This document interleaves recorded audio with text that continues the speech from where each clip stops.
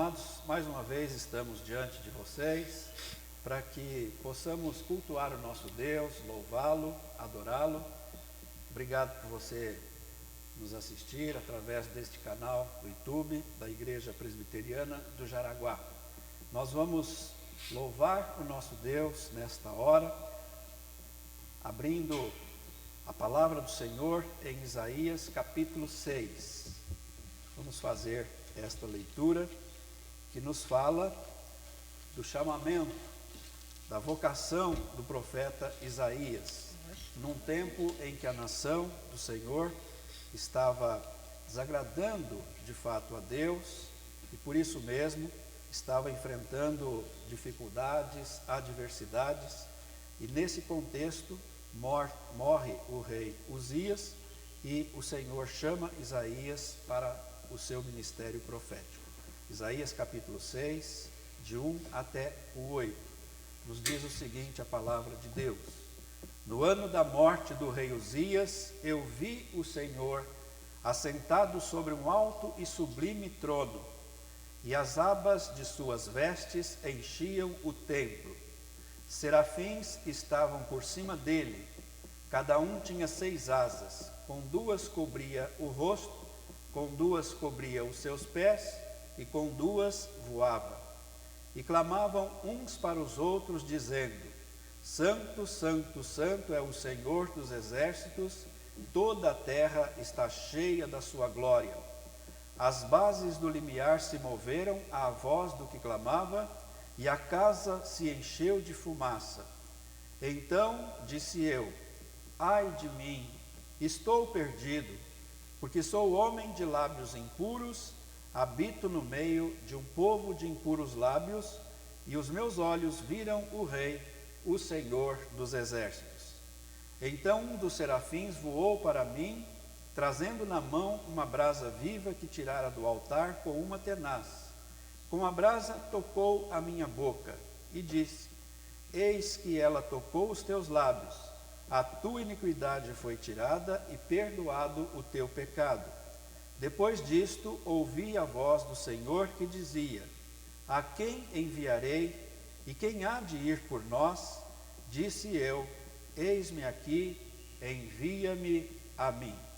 Vamos cantar o hino Santíssima Trindade, hino de número 11, louvando o nosso Deus.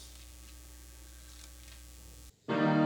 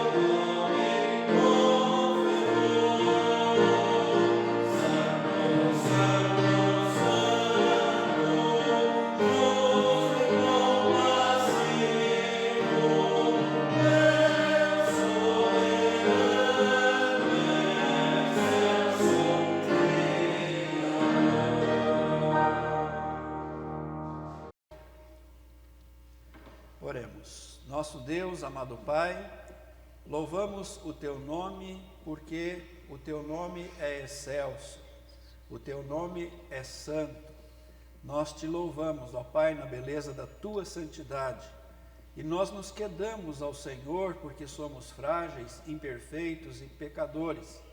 E a semelhança do Teu servo do passado, o profeta Isaías, na Tua presença, nós não podemos deixar de reconhecer a nossa pecaminosidade, ó Pai, que nos afasta de uma comunhão mais íntima com o Senhor.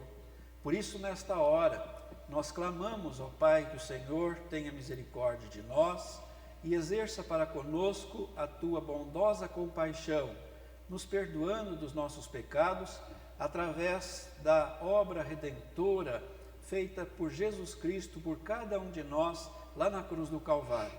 Através de Jesus, nós temos a certeza de que podemos estar diante do Teu trono, diante da Tua presença santa e excelsa, e não somente nos apresentarmos diante do Senhor, mas também oferecer ao Senhor o culto, a adoração, o louvor das nossas vidas.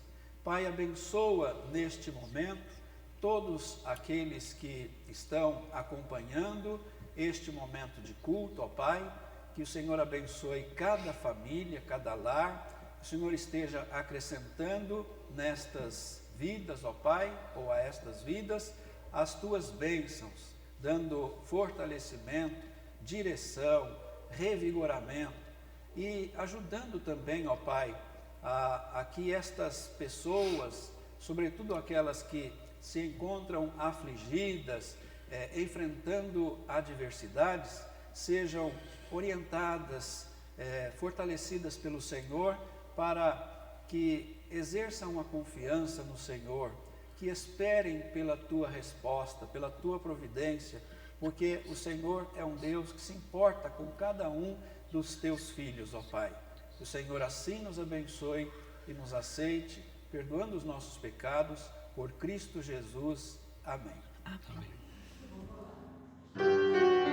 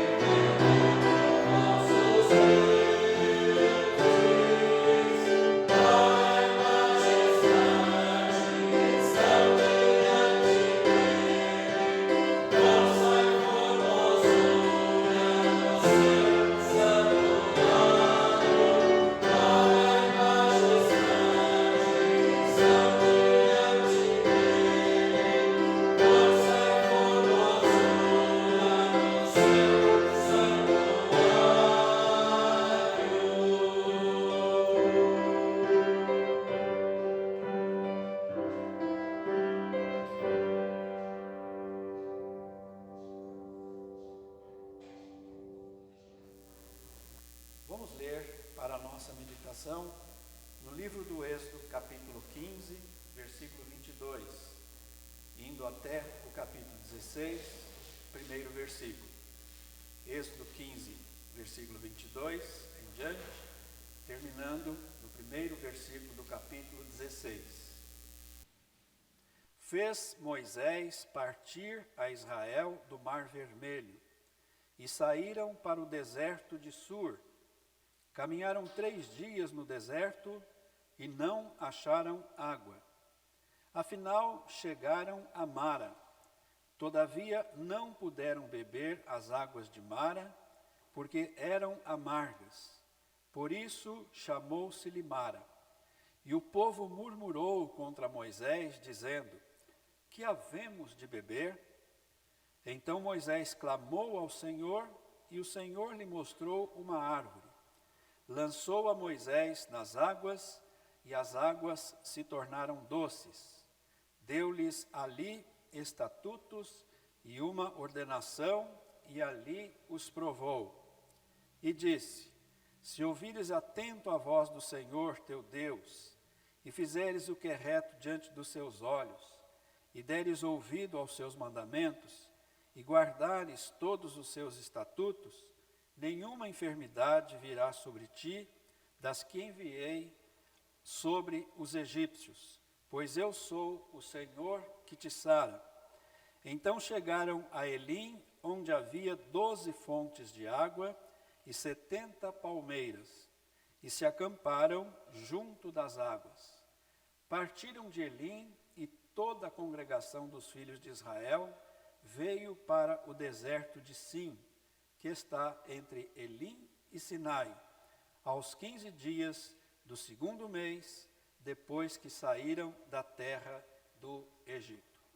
Senhor, abençoe essa porção da sua palavra bendita, que nós estamos lendo e nela estaremos meditando. O Senhor acrescente a bênção da iluminação do teu Espírito Santo, para o nosso entendimento, a nossa compreensão e a aplicação dos ensinos que o Senhor tem aos nossos corações através da tua palavra. Abençoa-nos neste momento, abençoa todos aqueles que estão acompanhando este momento de culto, de meditação. Pedimos no nome do Senhor Jesus. Amém. Nós lemos nesse texto os primeiros 45 dias de peregrinação do povo de Deus, quando saiu da terra do Egito e partiu, então saiu indo para a terra da promessa, a terra prometida, a terra de Canaã. Nós sabemos que o Senhor tinha prometido aquela terra desde os dias do patriarca Abraão. Depois o Senhor renovou a sua promessa nos seus descendentes, Isaque e também Jacó. Jacó teve 12 filhos e um dos seus filhos foi negociado com, basicamente, alguns mercadores e acabou morando na casa de um comandante da guarda do faraó, Potifar. Esse filho de Jacó era José. Na verdade, os seus irmãos tramaram a sua morte, mas por fim o venderam a mercadores ismaelitas e estes, por sua vez, acabaram vendendo para o Egito. Ocorre que o Senhor abençoou José tremendamente e tudo que ele fazia, o Senhor abençoava. E a história nos conta, narrada aqui nas Escrituras, que ele se tornou o 2º homem em importância, em relevância, lá na terra do Egito. Não antes, naturalmente, de passar por diversas agruras, por diversos momentos de adversidade. Mas o Senhor abençoou e foi livrando o seu servo para que ele se tornasse não somente um judeu ali na terra do Egito, mas um homem de confiança do faraó. E nós sabemos então que, abençoando Deus ali a José na terra do Egito, numa época de muita fome e de grande escassez, José conseguiu trazer para o Egito a sua família. Cerca de 70 pessoas vieram de Israel para o Egito. No começo tudo era muito bom, a melhor terra, a melhor porção que o faraó deu para os judeus ali no Egito, por amor a José, mas dali a pouco o faraó morreu e outros faraó foram sucedendo, e aí o povo de Israel passa a ser escravizado. E a escravidão do povo de Israel no Egito durou cerca de 4 séculos. Afinal, o povo clamou ao Senhor pelo seu livramento, pela sua libertação daquele cativeiro, daquela opressão do Egito, e o Senhor levantou Moisés para conduzir, para liderar a marcha do povo de Deus para a terra de Canaã. Nós sabemos que aquela peregrinação não durou alguns meses, porque poderia ter sido feita em poucos meses,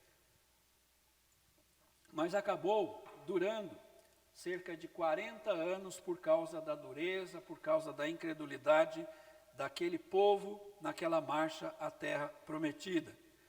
Sabemos também que nem todos que saíram do Egito entraram, colocaram os seus pés na terra de Canaã. Entretanto, nós lemos esse texto nesta hora para que nós possamos extrair algumas lições, já que a marcha daquele povo de Israel para a terra de Canaã também representa, também simboliza a marcha do crente para a Canaã celestial, para o céu prometido por Jesus a todos os seus discípulos, a todos os filhos de Deus. Então, nós podemos observar que aquilo que aconteceu com a marcha, ou na marcha do povo de Deus rumo à terra prometida, acontece também conosco. E nós precisamos, então, evitar os erros, os desvios, a incredulidade que o povo revelou e demonstrou na sua marcha, desde que saiu, então, da escravidão do Egito, rumo à terra de Canaã. Então vamos pensar um pouquinho na marcha do povo de Deus. Vamos pensar naquela marcha, naqueles 45 dias de marcha, os primeiros dias, e nós então podemos observar que nesta marcha o povo de Deus enfrentou primeiramente os desertos. Nós lemos aí no versículo 22 que depois que o povo saiu daquela estrondosa operação do poder de Deus, que fez com que eles atravessassem ali o Mar Vermelho a pé enxuto, passando para o outro lado, então eles começam a caminhar, mas o Senhor teve o propósito no seu coração de não os levar por uma terra mais fácil, por um caminho mais fácil. Levou-os, entretanto, pelo caminho do deserto. E eles saíram ali, depois de passarem o Mar Vermelho, e logo se encontraram no deserto de Sum. E ali, caminhando 3 dias por aquele deserto, eles começaram a ter o problema da sede, porque eles não acharam água. O que nós percebemos aqui é que o povo de Deus teve que enfrentar desertos. Lemos aqui no versículo 22, primeiramente, eles caminharam no deserto de Sur, onde não havia água. No versículo 1 do capítulo 16, eles também vão caminhar pelo deserto de Sim. Isso traz uma lição que pode ser aplicada às nossas vidas. Na vida do crente, na nossa marcha rumo à Canaã celestial, tanto quanto aquele povo, nós também enfrentamos os nossos desertos. E deserto representa na palavra do Senhor adversidades, desafios, dificuldades. Nós percebemos então que lá no deserto não havia água e o povo estava tendo sede. No deserto eles enfrentavam alguns perigos, alguns riscos.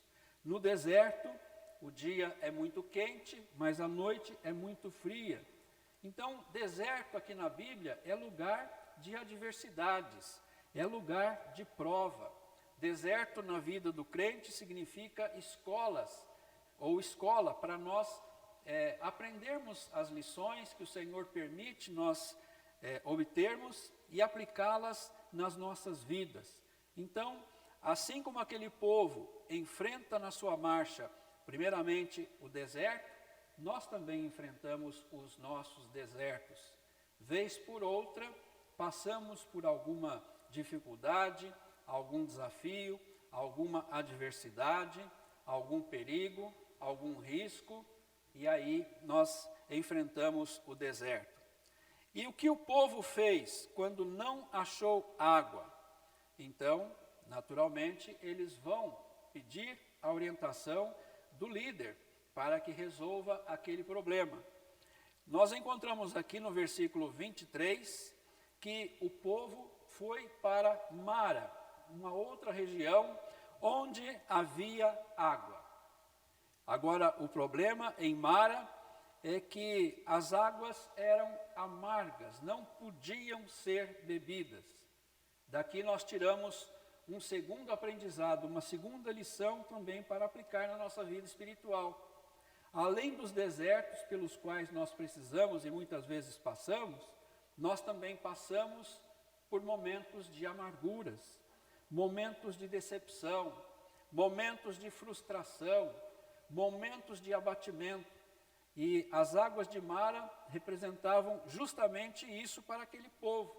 Por isso deram àquela água o nome de Mara. Aquele lugar daquelas águas amargas deram o nome de Mara, porque esse é o significado da palavra Mara. Águas amargas, amarguras. Então, na marcha do povo de Deus, rumo à terra prometida, enfrentaram desertos, desafios, lutas. Enfrentaram também amarguras, representada aqui pelas águas de Mara. E, afinal de contas, o que vai acontecer agora é uma murmuração. Notem que as pessoas, eles começaram a murmurar, e eles começaram a colocar Moisés, então, numa situação de constrangimento, de desafio. Moisés, que havemos de beber? E o que Moisés faz? Ele faz a coisa mais certa no momento de uma adversidade, de uma amargura. Ele clama a Deus, porque ele sabia que era impotente para resolver por si mesmo a situação do seu próprio povo. Então, Moisés clama ao Senhor, para que o Senhor dê a direção, dê a resposta. E o Senhor, então, dá normalmente para o seu povo, através de Moisés, a orientação para resolver aquele problema. Então, Mara estava representando a dificuldade, representando a amargura, a frustração, porque eles não podiam beber aquela água que tinham tanta necessidade, porque as águas eram amargas.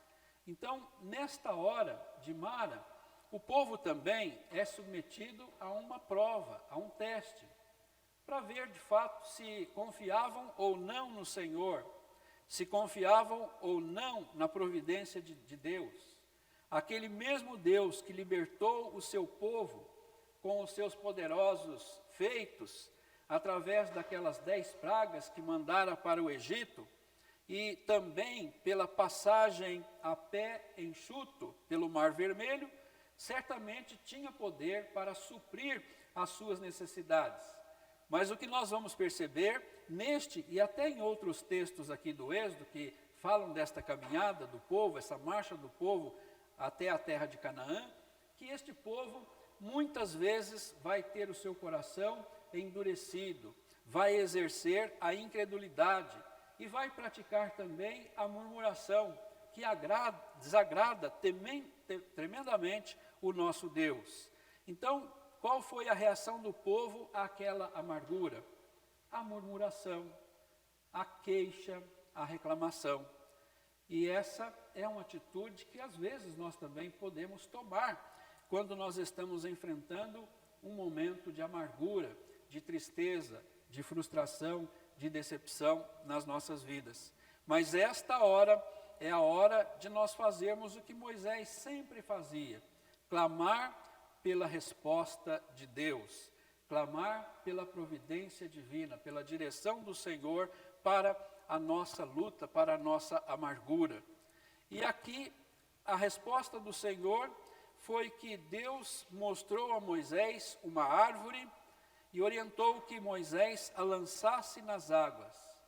E de fato Moisés fez isto e as águas se tornaram doces. Deus pode transformar as nossas situações de amargura em momentos doces, em momentos alegres, em momentos auspiciosos, desde que nós mantenhamos a nossa fé, a nossa confiança e exerçamos a nossa fé de maneira perseverante nele e clamemos pela sua providência, clamemos pela sua ação na nossa vida, no nosso coração. Então, nesta marcha, o povo enfrenta os desertos, o povo enfrenta as amarguras, mas nós percebemos que não somente desertos e amarguras. Se a palavra de Deus parasse por aqui, certamente nós íamos ter a ideia de que toda a nossa marcha também, rumo à terra de Canaã, ou à terra celestial, a terra que o Senhor está nos prometendo, céu, a Jerusalém celestial, se na nossa marcha nós só tivéssemos desertos e amarguras, então, certamente, nós teríamos muito maiores dificuldades de continuar nesta marcha.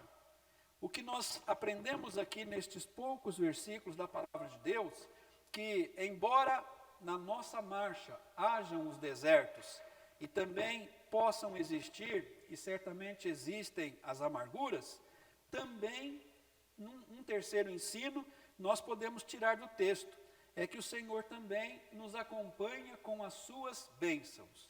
Então, a nossa marcha para Canaã celestial, embora possa ter os desertos e também as amarguras, entretanto, nós vamos ter as bênçãos do Senhor para nos acompanhar, para aliviar tantas vezes o nosso fardo e fazer com que nós não desistamos da nossa caminhada, porque o Senhor está conosco e Ele mesmo nos leva à terra prometida, a Jerusalém celestial. Como é que nós podemos perceber que Deus estava abençoando? Através das provisões que o Senhor dava, através das bênçãos que o Senhor dava. No versículo 27, nós encontramos aqui essa verdade. Então chegaram a Elim, onde havia 12 fontes de água e 70 palmeiras, e se acamparam junto das águas. Então Elim representava o oásis naquele deserto. Elim era um lugar agradável, de descanso, um lugar onde havia 12 fontes de águas. Ou seja, Deus providenciou, eu penso, uma fonte para cada uma das tribos de Israel, já que eles eram representados por 12 tribos, 12 famílias. Então, ali em Elim, o Senhor deu as 12 fontes de água e deu a sombra também das 70 palmeiras. Interessante que quando o povo de Deus foi morar lá no Egito, por causa da escassez de alimentos na terra de Israel, o povo que foi morar no Egito nos dias de José foram 70 também. E aqui o Senhor dá para eles as 12 fontes de água e dá também as 70 palmeiras para que tivessem sombra, descanso e num lugar onde pudessem acampar como de fato fizeram. Então nós vamos aqui aplicando a nossa vida, encontrar estas lições, 45 dias apenas de marcha, mas enfrentando o deserto, enfrentando a amargura, mas recebendo as bênçãos de Deus. E vai ser sempre assim, a despeito da desconfiança, da incredulidade deste povo na sua marcha para a terra de Canaã, o Senhor vai sempre responder aos clamores de Moisés e também do seu próprio povo, mas muito mais do seu líder, e vai mandar no tempo certo o maná, vai mandar as codornizes, e nos diz a palavra que até mesmo a roupa deste povo não se envelhecia naquela peregrinação do deserto até a terra de Canaã. Então fica para nós estas 3 lições, que na nossa marcha para a Jerusalém celestial, nós podemos enfrentar e enfrentamos certamente os desertos da vida, aqueles momentos difíceis, de desafios, de perigos, naqueles momentos que nós vamos ter que aprender que nós somos frágeis, que nós somos dependentes de Deus, que precisamos exercer a nossa confiança, a nossa fé nele. Então os desertos serão enfrentados também com paciência, com perseverança, com fé. Vamos enfrentar também os momentos de amargura, de abatimento, de decepção, de frustração, mas o Senhor não vai nos abandonar e vai nos ajudar a enfrentar esta amargura. Aliás, a maior bênção que o Senhor tem dado ao seu povo e aos seus filhos foi a bênção do nosso Salvador, que veio para resolver o problema do nosso pecado e naquele madeiro deu a sua vida, derramou o seu sangue para que nós pudéssemos ser perdoados, lavados e purificados dos nossos pecados. Através da obra de Jesus, a nossa vida pode deixar realmente de ser amarga para ser uma vida com doçura, com alegria, com a paz que só o Senhor Jesus Cristo concede aos nossos corações. E, além de tudo, embora hajam os desertos e as amarguras, nós também sempre temos contado e vamos sempre contar com as bênçãos de Deus, que vão aliviar as nossas caminhadas, que vão aliviar a nossa marcha e que vão mostrar que Deus está presente, que Deus está conosco e nós devemos permanecer com a fé colocada nele, na sua palavra, nas suas promessas. Que Deus abençoe a sua vida, que Deus edifique o seu coração. Amém. Nós vamos cantar o hino 318. Este hino também está baseado num texto do profeta Isaías, onde ele fala que aqueles que perseveram no Senhor, aqueles que confiam no Senhor, vão enfrentar as suas lutas de cabeça erguida, vão basicamente voar mais alto do que as águias e vão correr para se aproximarem cada vez mais da tua presença. Hino de número 318.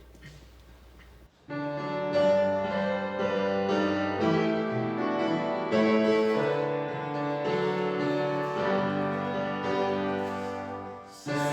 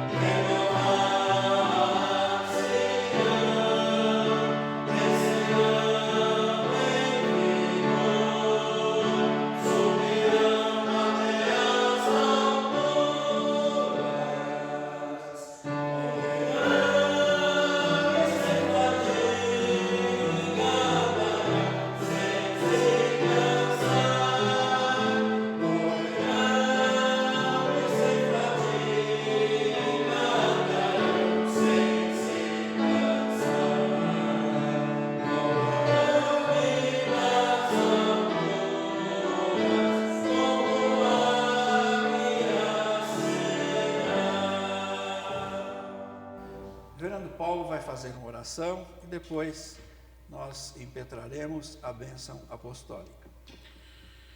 Senhor nosso Deus e Pai, nós confiados em Ti, queremos descansar em Ti e Te implorar, Pai Santo, que o Senhor continue com a Tua santa e bendita providência, Pai, sobre nossas vidas, pois nós dependemos de Ti a todo momento, a todo instante, Pai. Amém. Senhor Deus, sabemos que o Senhor nos acompanha na nossa caminhada como pessoas, caminhada como igreja, Senhor Deus, caminhada como Teu povo, Pai. Que o Senhor abra os nossos olhos para nós vermos o Teu sustento, Pai Santo, diário, mesmo diante de assolações e problemas que nós possamos estar enfrentando, Pai. Que o Senhor não permita, Pai Santo, que nem eu e nem meus irmãos desconfiemos da Tua presença, Pai. A Sua presença é firme na nossa vida, Pai. Firme no sustento, firme na direção, firme no amparo, firme na correção, Senhor Deus. E nós Te louvamos por isso, Pai. Nós queremos Te implorar e Te suplicar que o Senhor nos abençoe, que o Senhor continue a resplandecer o Teu rosto sobre nós, Pai Santo. Que a Tua boa mão esteja conosco, Pai Santo. E que nós possamos ser gratos a Ti, sejamos gratos a Ti, Pai. Gratos com os nossos lábios, oferecendo louvores a Ti, gratos com as nossas mãos, trabalhando e fazendo coisas para Ti, Senhor Deus, gratos com a nossa vida inteira, sendo dedicada ao Senhor, Pai. Faz isso, Pai, abençoa-nos e cuida de nós, Pai. Nós sabemos que o Senhor sempre cuida, mas é um pedido especial nosso, Pai. Cuide de nós. Nós te oramos isso em nome de Jesus Cristo. Amém, Senhor. Amém. Amém. E agora, irmãos, que a graça do Senhor Jesus, o amor de Deus Pai, e também a comunhão, a consolação, o ensino e o poder do Espírito estejam conosco e conosco permaneçam eternamente. Amém. Amém.